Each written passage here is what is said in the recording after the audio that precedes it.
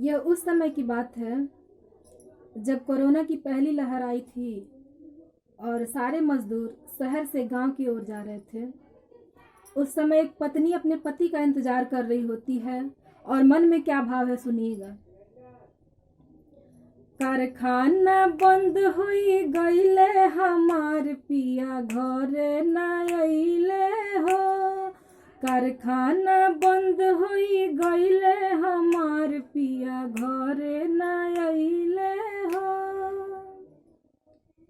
दिल्ली शहरिया में पिया के नौकरिया, दिल्ली शहरिया में पिया के नौकरिया।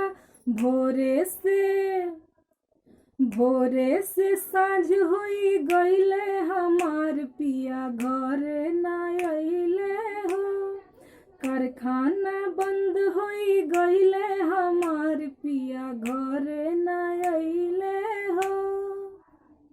बड़ी टेंशन में है, पहचान चिन्ह बताती है अपने पति का। अरे ललकी पगड़िया उजर पहिरे धोती, ललकी पगड़िया उजर पहिरे धोती।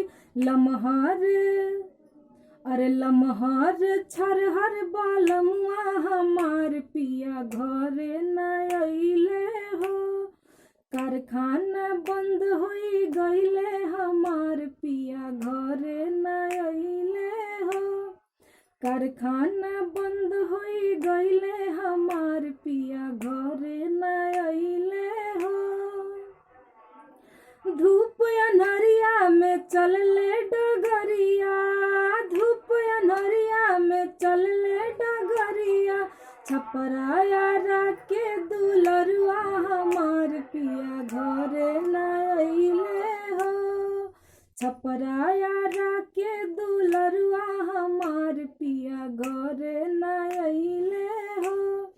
छपरा सिवान के दुलरुआ हमार पिया घरे ना अइले हो। कारखाना बंद हुई गईले हमार पिया घरे ना अइले हो। यूपी आजमगढ़ के दुलरुआ हमार पिया घरे ना अइले हो। कारखाना बंद हुई गई